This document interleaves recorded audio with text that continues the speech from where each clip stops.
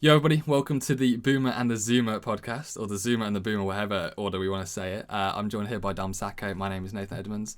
We're kicking off, so just to give a little brief, we're kicking off this first episode we're taking a little bit easy and just kind of introducing ourselves and what we do and how we got into esports, and then kind of explaining, I guess, what the reasons were starting this podcast and how it came about. We wanted to keep it a little bit soft and light and easy for the first episode and kind of give everyone an introduction on ourselves. It may seem stupid, I guess, compared to me and Dom's friends who know both of us already, but I think it's cool to kind of introduce what I do and what Dom does in the esports world, and I guess what we do day to day in this industry, and then kind of explain what the ideas around this podcast, what you can expect, because I don't want it to come across as just any other ordinary esports podcast, I guess. This is something slightly different.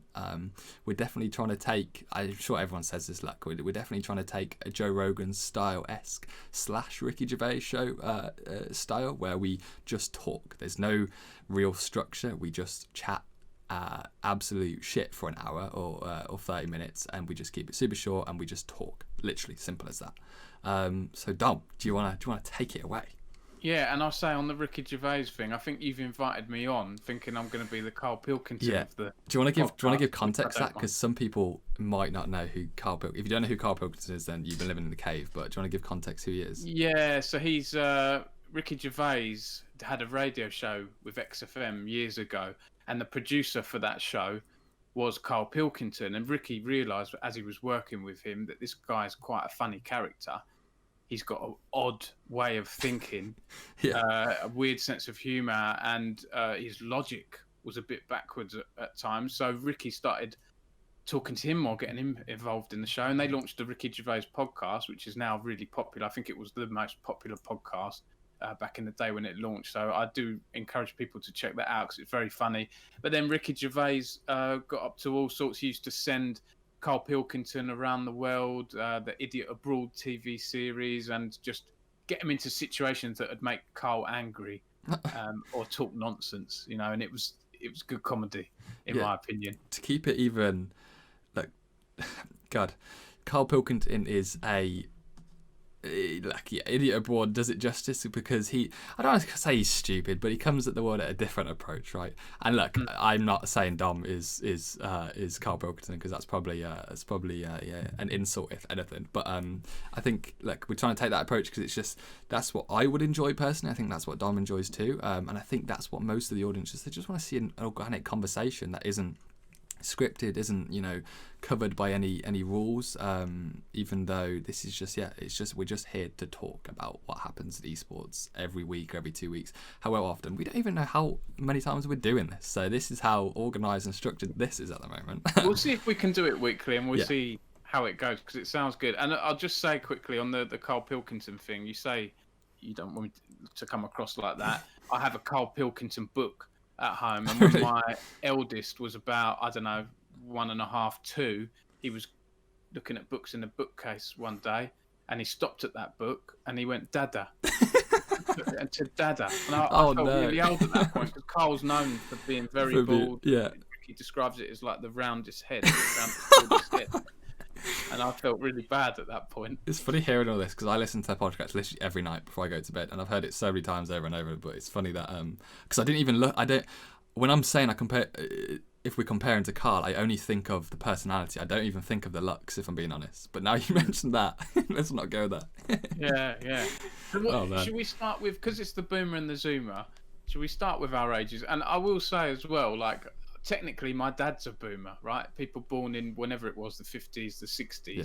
I'm sort of end of Generation X, early millennial. I'm of that age there. I feel quite privileged, because my childhood was without internet and without phones. And then when I got to like 14, 15, or whenever it was, I think it was like 12, 13, the early mobile phones came out. And then the internet started growing like late 90s. So I'm 35 at the moment. And I'm at 20. I was born in 2000, which everyone is mind blown every time I say that. But yeah. So I mean, I grew up in a totally different era. I mean, we won't touch upon it too much, I don't think. But I grew up in the era of internet and phones, and that's, I guess, what got me into esports. But we'll touch upon that soon. So yeah, there's the 15-year age gap at the moment, but I think that's good because look, there's two different points here. Sometimes we'll agree on things, sometimes we'll disagree, but I think it's always good to come at it from a different angle. And me and Dom, I'd say I'm going to speak for Dom here, but I think we're both pretty. We can see everything from both sides. I think I've very much always been like that, and sometimes it's annoying because I'm always sat on the fence. Sometimes I don't know what way to go, but I think for Dom's side, as a journalist, you kind of have to come at two angles all the time, which is interesting. And I think I'm kind of looking forward for some topics to get your insight on certain areas because you will come at it at a certain angle.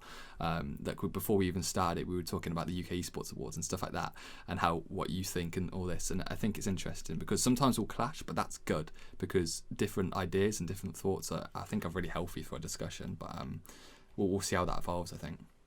100%. Yeah, cool. Sounds good with me. And I will say to people watching, I know you said it might be a bit stupid for people watching who already know us, but I don't think it will be because I've got a few stories and things from my background that I don't think I've talked about before. I'll be able to go into a bit more detail. So like you say, this intro episode, get to know us and our background in esports and things like that. It should be fun. Yeah. Cool. Let's kick it off then.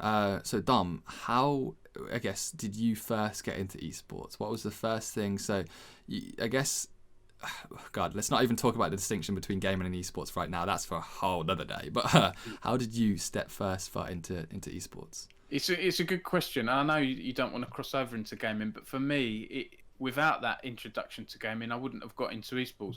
And when I first got into gaming, a lot of it was the competitive side. And I realise now, esports wasn't really a thing back then, but you could see those early stages. And the fact that I was there with it, I feel quite lucky to have been there. So for me, I first picked up a controller. I was 3 years old. It was just before my 4th birthday at my cousin's house. They had a Nintendo Entertainment System, that old grey box. I love how you know this in so much detail too. Yeah, I played Mega Man on there, which is a really hard game, and I think that made me good at games. Up until my mid-20s, I was very good at games, and then it's been a slow decline because your reaction speed goes and things like that. But yeah, so I used to love gaming at an early age. At like 5 years old, I went to the cinema with my dad to watch Turtles 2, I think it was Ninja Turtles 2, and they had a competition to win a Nintendo, so I entered it. And then we went on holiday, and when I came back from holiday, I had this letter for me saying you've won a Nintendo. So that was the early start for me. That would have been like 1990. And then from there, I just loved gaming. I really got into it. Super Nintendo, GameCube, all of that. And back then, this is going to make me sound old, before the days of Twitch and YouTube, games magazines were sort of your portal to the latest news, the tips and tricks of gaming. God, so I amassed hundreds of games magazines, Jesus.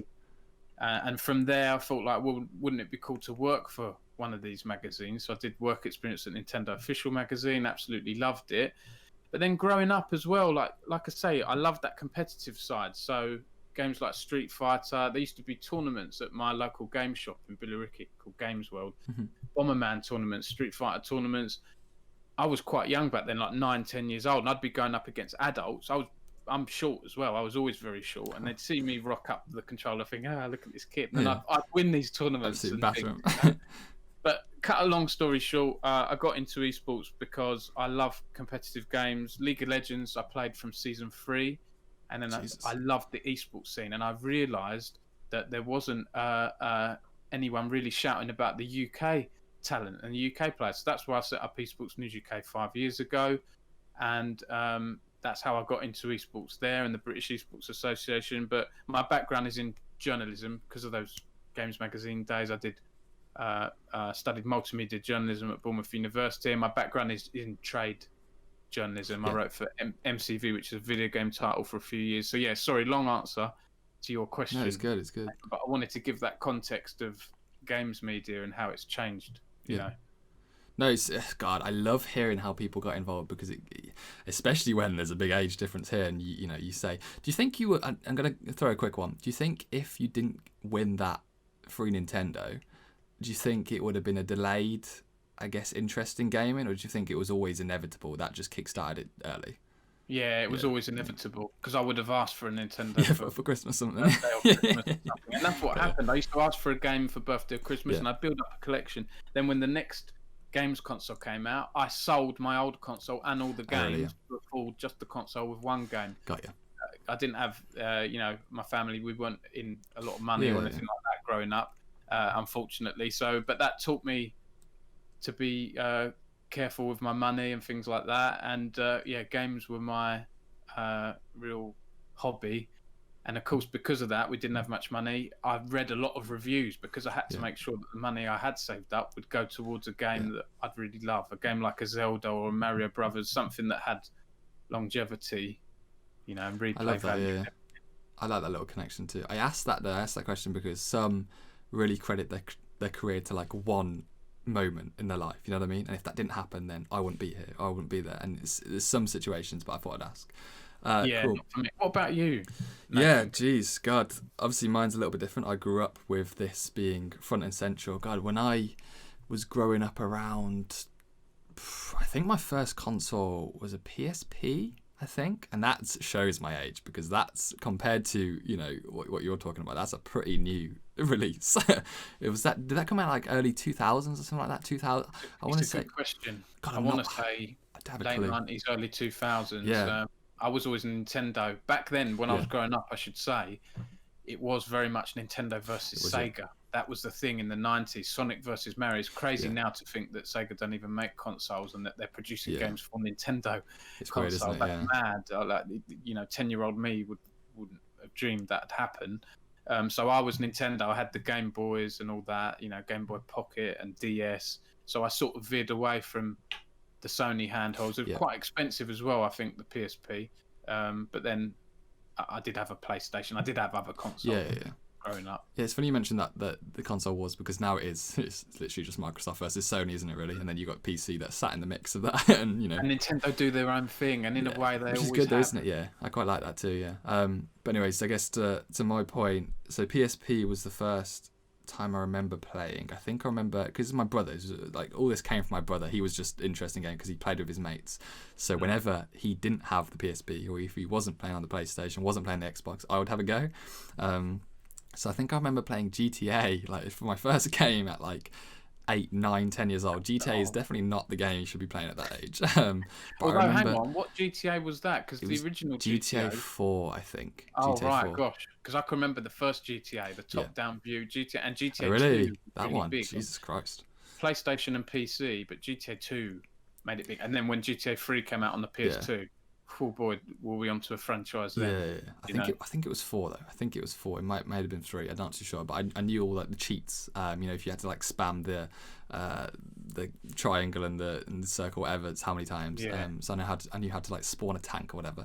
But I remember I used to be really good in the game. I used to just act like a normal citizen. But I remember one day, I think I went to my brother and I was like, I accidentally pushed someone down the stairs and like killed them. And he was like, right, that's it, no more PSP. And I was like, I remember crying because I was like so sorry. I didn't mean to do it. Like I didn't mean to kill this innocent person. But he was like, nope, that's enough for now. Because I don't think he wanted me to find out the side. I could pull out a machine gun and start shooting everything. You know what I mean? I don't think he wanted that, and I think that was fair. Because as a 10-year-old, you probably don't want to be doing that.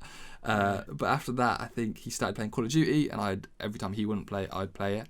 He did have Xbox Live, but I didn't. So if I wanted to play online with his friends, I had like probably like an hour a week, honestly, to play online. But when I did, like, I was just honestly beaming at Call of Duty. Like Call of Duty was always the game I was pretty decent at.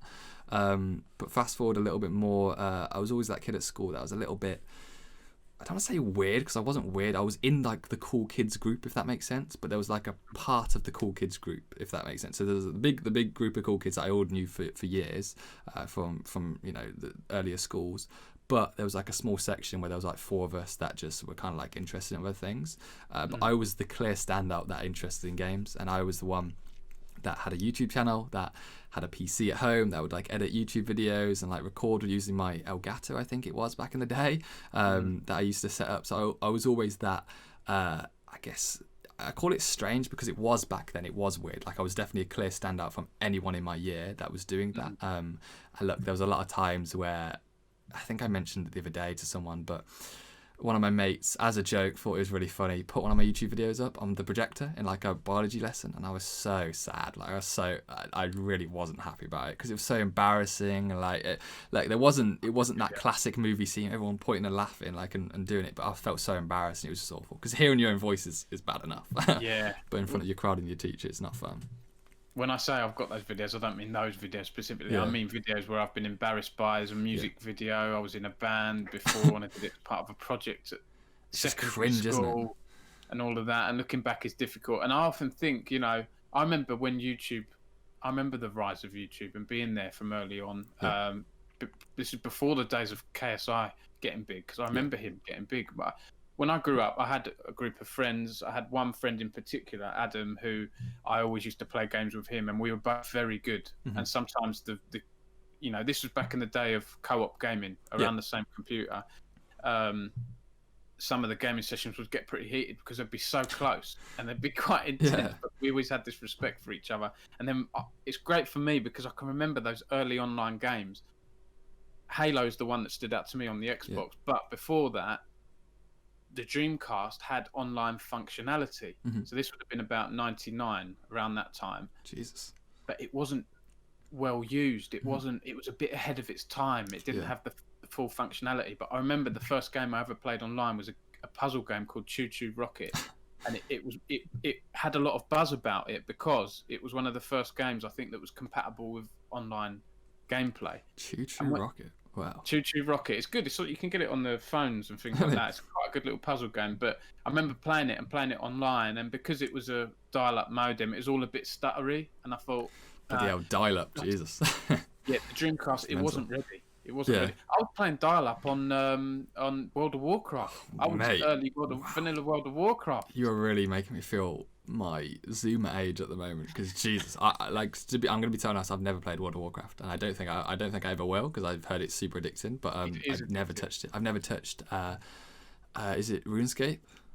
Yeah, I never played that. I've never played that. But every time I say this to like anybody that's older than me, they're like, "You've never played these classic games that like I grew up with," and I'm like, "I'm sorry, but that's it."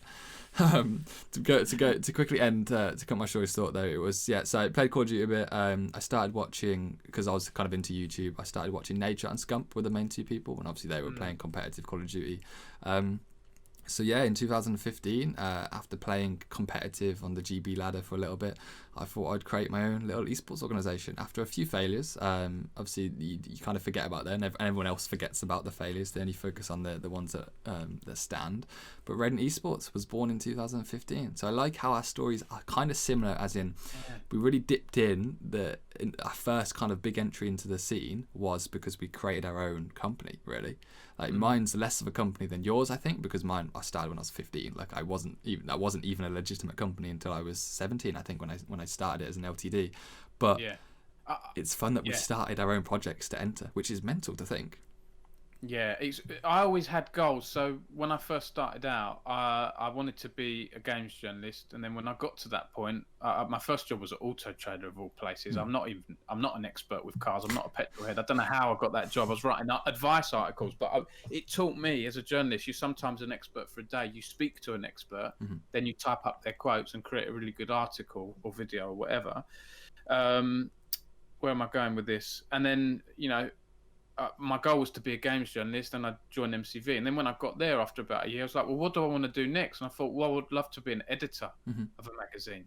And then within, 4 years, I've got there, another title, PCR, which is like a tech magazine. Yeah. And then when I got there, I thought, well, what do I want to go from here? Because I thought being an editor of a magazine would be this really big, glitzy thing. But because they were small trade publications, that wasn't really the case. It's not like working for a Vogue or a huge mega magazine like Heat magazine. Not that I want to write for those kind of magazines, but a huge name in the publishing world. So I thought, where do I want to go from here? And I thought, I'd love to do my own thing. And then when I started getting into League of Legends, and I wrote a blog on the UK League of Legends matches and the ESL Premiership, turned my laptop off, and then the next day I saw that people were talking about it on Twitter. I was like, oh, maybe I'm onto something here. And then, I wanted to do my own thing. I worked for the British Esports Association in as my full-time job now, which is great. You know, we do tournaments with schools and colleges, but I think in the long term goal, and my boss knows this, I'd love to do my own thing full time, and I have been exploring that and trying to develop that a bit further. There's nothing. Yeah, I think we've spoke about this many times before. I think, but there's not many things better than having your own project, your own baby, come into a full-time job, is there really? Because that's everyone's dream. And look, I would love to do that with Radiant, but it's not realistic. And I think being realistic with yourself is quite important in the esports world, because it's make it or break it sometimes. But it's yeah, I find it interesting how we both entered quite radically with our own brands straight away. Do you know what I mean? But to touch upon that, I guess, give me your, timeline. I'm going to have to think, when you throw this back to me, of your timeline of key jobs and roles. So let's say not every volunteer position or every small job you did, but your key positions over the last, however long you've been in esports now. Is it 4 or 5 years, is it? Yeah, in esports, it is those two roles. I've been editor, founder of Esports News UK, and then head of content at British Esports. Really? So, nothing else? No, that's it. I like to think I'm quite a loyal person to a company. Like the companies I've worked for, Auto Trader was like 2 to 3 years, and I only left because they had a pay freeze on, and my train fares were going up. I was commuting from Billericay to Wimbledon every day. I'm never doing that again. No. That's because I was young and fresh, and I had the time and everything, and I had less responsibilities with my kids now. But I'd say, yeah, pivotal. I'd have to go back because I did work experience at Games TM when I was at Bournemouth University. And there's this moment I'll never forget because I did the 2 weeks work experience, and the editor of the magazine texted me a few weeks later saying, Dom, I've got an opportunity for you if you're interested. And, you know, young, eager me, I was like, oh, wow, what is this? And it was basically work for us for free, but not like taking abuse. It was like, if you're free once a month or a couple of times a month, just pop into the office and we'll give you a few articles to write. So I was like, okay. So I'd let him know when I was coming in. And it was mutually beneficial because I'd get like work to put on my CV and things like that, and then he would get articles out of it. But that I'll never forget one day where I was sitting there working in the office, getting my experience and everything, and then I was in year 2 of university, multimedia journalism, and then there was a group of year 3 students being brought round by one of my lecturers and some other people, and they were like, oh, this is the newsroom, this is how it works. My lecturer looks like, Dom, what are you doing here? She turned to all the year 3s and went, learn from this guy here. He's not even doing work experience, he's doing like more work. So that was really pivotal for me. And then that was one of the main ones, I think. And then MCV, which is a video game trade title, I really learned, cut my teeth in games journalism there. So sorry, I feel like I'm waffling on. No, I didn't even know that was your only 2 main roles, honestly, in esports. I think maybe I'm making assumptions because I know so many different journalists that, you know, have swapped between so many different roles over the years, because that's just a normal thing to do. I think I just presumed that you'd had been in like 6 different companies and then you ended up in British Esports, but that's mental. Yeah, it might be confusing because my LinkedIn shows several companies, but I did a bit of freelance work. Like I did a bit for Riot Games, Betway, a few others. So that might be where. Got you. Okay. You know, yeah, Jesus, God. I'm trying to think of my timeline because it's mental. There's too many roles, and I'm same with you. I believe in loyalty, but I also believe at the same time, if there's a better opportunity, go for it. Simple as. Yeah, you know? absolutely. I think my mom has really drilled that into me, and I think a lot of situations in life where I've gone, even in the last year, let's say I've been offered a certain pay, and I've gone back and spoke to my mom about it, and she's like, no, just say no. And I'm like, Mom, are you crazy? Like, I really want to do this. She's like, no, you can get better. And I go back and I say, no, I can't accept that, and it increases. And then I go, oh, is that better now, Mom? And she's like, they can go up a little bit more. You know, you can work. And I'm like, honestly, respect, because that's really taught me to know my worth. You know what I mean? Because look, most of these companies that we've worked for over the past, like, let's say 5 years, so we don't name anyone, they have enough money. You know what I mean? They're okay. They're you don't need to worry about the company. I don't know why. I think for a certain time I was very like, oh, they're a small company, they're a small startup, I need to be careful of what I ask for. Come on now, you know, if you truly believe you're a big part of that company and you really help them progress, then ask what you're worth. Simple as. And you get what you pay for. Yeah, you know, if you get a journalist straight out of university or college, of course they're going to expect. They're not going to expect to be on mega money. If you're Jacob Wolf and you're coming out of ESPN Esports, everyone will be at his door. Yeah, exactly. All the main publications anyway, or League of Legends or whatever. So you get what you're worth, and it goes up. And I learned a lot when I was at Auto Trader. Although I didn't super enjoy it, it was cars. I'll never forget an interview I did with Dominic Littlewood, who is like a TV haggling man and all that stuff. I did an article with him on how to haggle, and I learned a lot from that. Never always, start.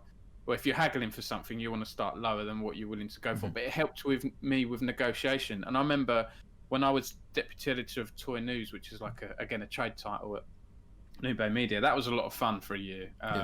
And I had a rival magazine tried to poach me, and they said, "We want you to be editor, and here's what we'll offer you." And it was on quite a bit more money than I was on at the time. But I didn't really want to leave the company that I worked for. So I went back to them and I said, "Look, I was honest with them. I said, this is the offer that's come in. It's turned my head, but I don't really want to leave the team." And I was just lucky that someone else was moving on another title. And they said, "Well, we've got this position of editor. We'll match what they want to pay you, what they're going to pay you, and do that." And sometimes you need a bit of luck. But that came from hard work. That other magazine wouldn't have tried to poach me had I not done a good job. So, it's a conflict, isn't it, sometimes? Yeah, you really have to. And that, honestly, thank God for my mum, because I would have taken roles and pay way shorter than, what they should be, if that makes sense. But I'm grateful for that. But right, I did an apprenticeship for 6 months in digital marketing. This is a whole new story, but before I didn't really like school, didn't really know what I wanted to do. I knew I had Radiant, and I knew I enjoyed, social media, some parts of it. So I did digital marketing, and then 6 months into that, I messaged my good friend Adam Fitch, that we all know, and he just started. We'd been working a couple of months at Esports Insider, and I said, "Mate, look, I just want to get in a job at Esports. I want something. I could do volunteer or just paid short. I want to be like a journalist. I want to just write articles or something." And he was like, "Sure, I'll message Sam." I hopped on a call with Sam. We spoke, a couple months later. Then I met with Mark at CWL Birmingham, I think, which was the Call of Duty event. We spoke for a little bit, and I said, "Yeah, I just want to write articles." And I remember Jacob Hale coming over too, and he was like, how do you two know each other?" And I was like, "We're just talking about a role." And he was like, "You write articles, Nathan?" I was like, "Jake, don't put me on the spot, because I don't." And it's funny because I never had written an article in my life before, other than on Radiant Esports blog. But after that, a month later, me and Sam hopped in the call, and I was like, "I'm going to be honest, mate. I am absolutely fucking clueless when it comes to writing articles. I haven't got a clue what I'm doing. I'll do the odd one here and there for sure, maybe once a month, but I haven't got a clue, mate. What I can help with is this. SEO, look, your website's pretty poor in these areas, pretty bad in these areas, pretty good in these areas. I can improve this.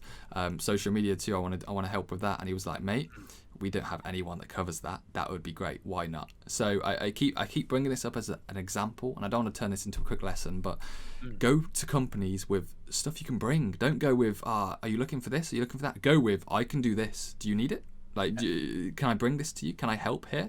Don't bring them more questions and more issues. Take to them with solutions, and most of the time they'll go, "Fucking, I didn't even know we needed that. Sure, why not? Join the team." You know what I mean?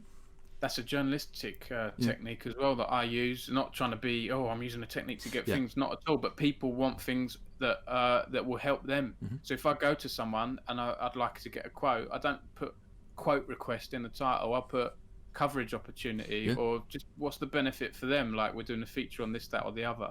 And I will just say quickly, quick shout out to Jacob, because he did some great work for Esports News UK back in the day, and this ties in with the little joke that Esports News UK is a bit of a feeder site for Esports Insider, which I've got no problem with, because I'm helping people get paid, get careers.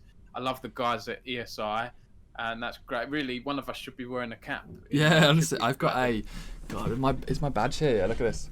I've got this little badge that all employees got. Nice. Which is and if you cool. turn it around the other way, I noticed this the other day. It's like 1, 2, 3 mirrored. Oh. It might not work on the camera you've got there. Is it like that? Or is it? No, you need it mirrored as well. Okay. No, I liked that tweet though, because I did it. When I saw it, I was like, "Oh my god, it did." I worked for that company too. But anyways, it's funny you mentioned that, and I'd love to come to the point of maybe another episode talking about journalism and how it benefits others, because some people just don't see the benefit of it. When it's like, it's free coverage for you, mate. Just answer a question here and you get a free article written about yourself, you know. But it's funny you mentioned Esports News UK is a feeder to ESI, because then ESI is basically a feeder to all the other ones now out there, you know what I mean? Obviously Adam's just joined this, which is crazy. Exactly. But it's quite different as well, because ESI does have that trade focus. And I have said to people at ESI, Sam, Ollie, people in the past, I've said, like, you know, in another timeline or dimension, we'd all be on the same team, because my background is in trade journalism. And people sometimes say to me, what is Esports News UK? Is it trade or consumer focused? I say, well, it's a bit of both, really. It's anyone who's interested in UK esports. And for me, esports, out of all the sectors I've written about, is the one that has the most blurred lines between consumer and business, because the people that read it probably are in a UK amateur org as well, or something. So they're working in it, and they're also gamers and consumers as well. Like the community is very broad. It's good you mentioned that, though. It's a good point. I will say quickly, Nathan, as well, I noticed, and I'm not just saying this, I noticed a difference when you joined them, because I noticed they were getting on front pages of Reddit, things like this. I was like, they've hired someone that knows what they're doing in the social thing. So, you know, props to you. Yeah, SEO is, I could talk about SEO, it's super boring, so I'm not even going to like delve into the depths of it, but I only changed a few things, but then few things were really bad before, so it had an impact for sure. And coming from that, because that's what my apprenticeship was about, digital marketing for sure. Social media, I had to introduce it at the company, a digital marketing agency that didn't do social media, by the way. Mental. But I had to introduce it there and get clients. But after a while, I was like, look, I just want to do esports. I really want to do esports so bad. And it's wild for me to say this, I think, and it may surprise you, but I don't see, and I'm basically 100% confident that for the rest of my life, I'll be working in this industry. Simple as. I won't move from this industry. I'm glad you agree, because sometimes when I say it, people are like, really? That's a bold statement as a 20-year-old. You know what I mean? Really? I think, for the next 40, 60, however long my career is, not 60, but how many long years, I will be in esports for the rest of my life. Simple as. And look, sometimes your head can get turned. I might have offers and things in the future, but I can't leave. If I did work somewhere else, I'd still probably keep Esports News UK running. The only other industry I've worked in that I think was pretty good, and I can see why people in that industry I was in, people would stay in it for life. They'd sort of fall into it, and then they'd stay in it because they realised how great it was. And that's the toy industry. And that might sound a bit crazy to you, but hear me out, because the toy industry, it's not like other industries that might have like peaks and troughs. You know, one year, this game's come out, like it's had a really good year, or you know, in football there was the World Cup, all this stuff. Toys is flat year on year. And the reason it doesn't have these highs and lows as much is because there's always children being born, and there's always children that will need toys. So it just remains flat. So it's just like this incredible industry that doesn't really seem to be impacted by much. I don't know how I don't know how COVID's impacted its distribution and things like that, and it was very fun as well. So now that I'm in it, I can't leave it. Esports News UK, I've been doing it 5 years now. I can't leave it. I like providing a service. And how I think of it to people is that I'm sort of documenting the history of UK esports in a way. I don't want to sound big-headed. You are, though, Google something, like you brought this up earlier, an old article about Radiant moving into H1Z1. It's weird, isn't it? I'll be honest, like I knew I'd written something like that, but I've written so many thousands of articles, you sort of forget about them after a while. But that's always going to be there. You know, but there is that right to be forgotten, because I have had people message me before saying, Dom, this article you did, I've got a right to be forgotten, but you need damn good reasons for that right to be forgotten. And usually it depends on the time period, but it's usually more like 8, 9, 10 years, but anyway, that's a whole other I think it brings up another point. We're in like such a pivotal time of esports now, and I feel like I don't even know what the word is. I think proud maybe that we're a part of it now, and we have been for the last 5 years. I think for the last 5 years is when it's been properly steadily picking up. But isn't it weird that we're gonna be here when it explodes? Like it has, yes, it's big right now. Esports is huge, but it still has that like big bang left. You know what I mean? That still big bang that is just gonna overtake anything else in this world, which is it blows my mind speaking about it, because it's so weird to think that one day esports will, and it will, there's no doubt about it, it will sit above football. It will sit above any other sport in the world, which is scary to think sometimes. It's quite In what terrifying. metric? Do you mean in terms of revenues and things? Because for me, football is that's gonna Revenue, be hard yeah, to beat. revenue. God, revenues in esports is a bloody good topic to discuss, isn't it? Because at the moment it's messy. No, I think viewership. When I talk about this. Okay, yeah. I think it could happen. I mean, and you look at the distribution models as well. Sky, a lot of these big broadcasters struggling with football. Yeah. And I've noticed, there's all these illegal streams and things now. BT Sport have started doing, or Sky, they do highlights. I've noticed this. They do highlights on socials, and then they delete it after a few days. Because I remember, I thought, am I going mad? They delete it? They've experimented at times, and I've seen them do it 2 or 3 times because they don't want, obviously, that out there the whole time. Now, I think more of them put it on YouTube, the highlights. But my point is they're experimenting. They're a bit worried. The distribution models are changing, and they've really got to sort that out and sort it out quickly, because things like esports are coming along with, decent models. Look at the LEC model, like how they just were resilient to COVID this year, the numbers. Sports has a lot to learn from esports, I think. When do you think, I'm going to ask try and answer it in 20 seconds, but when do you think esports fans will start having to pay to watch these games? Because it's a great question. It has to happen one day, right? In 20 seconds, I shout out quickly to Richard Lewis, because he's touched on this topic before, and I think Thorin might have done, where they've said this is going to have to happen. It's inevitable. Apologies if I have misquoted, but I'm pretty sure they've said that kind of thing. It's hard to pull a number out of the air, Nathan. Maybe another 10 years or more. It's going to be hard to get to that point. It's gradual. It's going to be really gradual, I think. Because the word right now to use is privileged, right? Esports fans are privileged. They really are, because we get everything for free. Everything that we want to watch, enjoy, and soak up is free, and that's what we're used to. So when is this going to come in and go, look, no, you're going to have to start paying £2.50 now? And it's like, whoa, I have to pay £2.50 now to watch my favourite esports, which is nothing. But it's going to be a shock for sure. We'll see, hey? News didn't used to be for free. Well, I mean, TV, but even then you'd need a TV licence. Yeah. And now, if news is free, there are a few like the FT or the Times that have a paywall. Exactly. Yeah, that's a good point.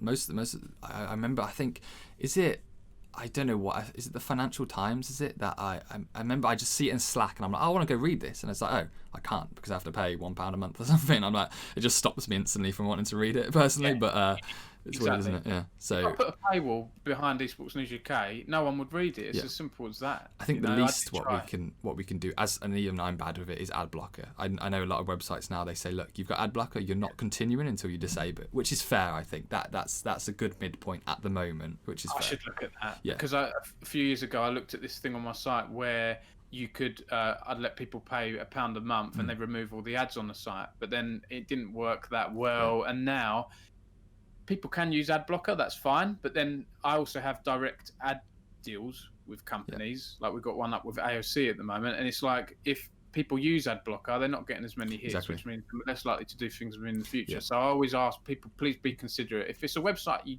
don't like, use ad blocker. But if it's a website you get value out of, consider turning it off for a bit, is my advice, because it helps us publishers a lot. Well, exactly. No, it's a good midpoint right now, rather than adding that blocker. But to quickly round out my bloody career story, where we went on a good tangent. We're going to go on so many of these tangents. I love it. But to round off, so I started Esports Insider, then I did work as a freelance for James Banks a little bit. I don't think I've ever mentioned that publicly. It was quite fun, but that was like more of an influencer, helping him with his Instagram. That's such a strange way how we did it, but it only lasted a couple of months.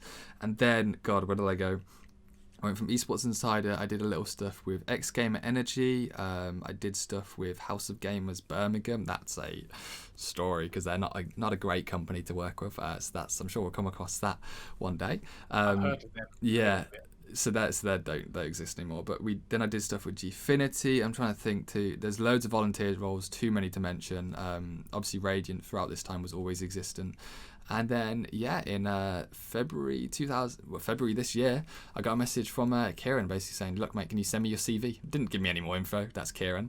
I said, sure, I'll send you my CV. And then I get an email from Joel saying, look, mate, we're looking for a social media manager. Our social media manager finishes on this date. We want you to join for a 3-month probation and go from there. And then Boom. I want to save the Excel story for another day because it's cool going down to Twickenham and doing all that, and then 2 weeks later lockdown begins, and then look where we are right now in the current state of the world. It's mental, but that's my career. That's a really filtered down version of my career, but we'll keep it short because now I want to discuss for the last 5-10 minutes is why did we start this podcast? I'm gonna quickly begin it by saying, look, I contacted Dom. I'm gonna be honest. I wanted to go deep for a little bit for a minute. 2020 has been a horrible year for most. It's been a difficult year for me. It's been a difficult year for Dom. It's been a difficult year for most people watching, if we're being honest. Wherever you are, however it's affected you, I think it's touched the entire world. But I especially went for a bad time. I think in July, and we won't even touch upon that. But I wanted something to vent out. Does that make sense? I wanted something to get my talkative energy out of there, if that makes sense, because most of the time I'll take to Twitter, and taking to Twitter is not always the best option, and it's hard. It is, yeah. People your age in general, I don't want to generalize, but that venting thing, these parasocial relationships we have now with influencers and things like that, venting is becoming a thing of the past. People don't really use voice calls on phone. I get called a boomer because I like to use my phone and actually speak to people rather than using text and Slack and stuff like that. It's so important. You've got to talk, And honestly, if you haven't tried venting, I hope most people have, because wow, it's therapeutic. It's the most therapeutic thing in the world. Just talking and spitting it out there, just getting it all out there, because it's very hard to put into words and typing. And it's funny you say that you prefer calls, but because I do too. My friend Jamal too hates texting. He only does voice messages on WhatsApp. And once they introduce it on Twitter DMs, that's all I'm going to use. I'm not going to type anymore. I'll just use voice DMs because it's way easier to get my point across. But I wanted to vent, and I did a podcast with another company, but it never was released, and we didn't do it often enough. So here I am with Dom, someone who I can, I guess, trust, just to speak when I feel comfortable enough to speak my mind with. And I think it's interesting that we both come from two different angles, but I've already brushed across that. But I guess Dom, also, we play Clash, League of Legends. True, exactly. Yeah, there we go. We play League of Legends a bit. Yeah, content creators, that's very fun. Yeah, no, it is. Yeah. So to throw it to you, Dom, I guess, what was your first initial reaction when you got a message basically saying, Dom, I want to do a podcast? I'm really up for it because I've been wanting to do a podcast for a while. I've told you this, Nathan, off camera. I had approached some other journalists in the past and thought, it'd be cool to do a podcast, but we never really got round to it. People have way too much on. Now we're in lockdown. It's a little bit easier to get a regular time slot and do whatever 30, 40 minutes a week. So I love the idea, and the Boomer and the Zoomer I think is a great name. So that's great that you came up with that, and it's funny.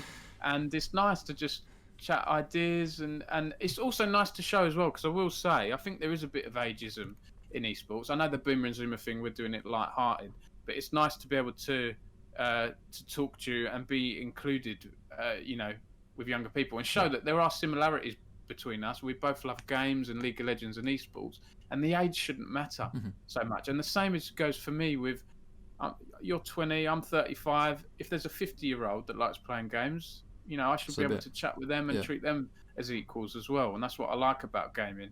It's good you mentioned that, because I hope it makes clear that, look, maybe I'm not the typical ignorant 20-year-old that doesn't understand esports, and Dom's not the typical, what is games and I don't know how to play games, because you're literally not. I deal with, and I've dealt with, a lot of old people that even slightly younger than you just don't have a clue what they're talking about when it comes to games. Not have a clue, and it's so difficult to generate a conversation about the industry. Yeah, it is for sure. By the way, can I just say, I think it's getting darker here. I feel like I joked with my colleagues the other week where it was getting dark. I felt like I was becoming like Evelyn out of League into the shadows. But it seems to be, I don't know. I'm looking out my window and it's gone really dark for in the last 5 minutes for some reason. It's gone really depressing. It's been a depressing day, though, I can see you okay, but you can see me okay. Yeah, no, absolutely, yeah, of course. No, but to quick, I guess to end off is, I think it's, look, you're not a typical, quote unquote boomer that comes across with these rash ideas about esports, and you're not trying to change the industry because you come from something else. You understand it, and you get the common audience, and you understand how we do things in this industry, because it is different right now. Look, we're in an exciting time. We're in probably, is it the fastest growing industry in the world? Who knows? I don't want to just say that out of the blue, but it probably is, right? Something like that. And it's Yeah, if you exciting look at times, that man. from 10 years ago, it is super fast growing. And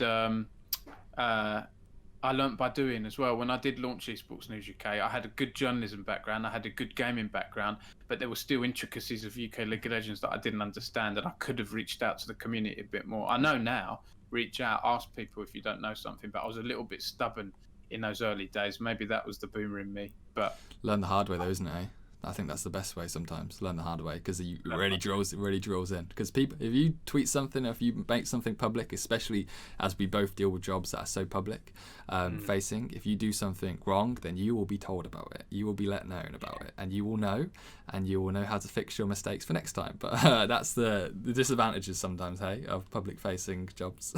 Especially in and this is sports. why you want tweets that you can edit, right? Yeah. But then that's such a problem, because That's someone such a can problem, put a yeah. nice tweet out, and then it gets 10,000 Shared. retweets, and then they change it to something Exactly. horrible, or vice versa. You know, It'd be a nightmare. too much of an But- issue, isn't it? But anyway, to end off, I think what I want to throw out to people watching is, look, if you have any topics or any questions or anything you want us to discuss, then please comment down below, because look, we don't really know if we're going to do this on a weekly news coverage basis, if we're going to cover what the big stuff is happening, or whether we're going to be doing whatever this is.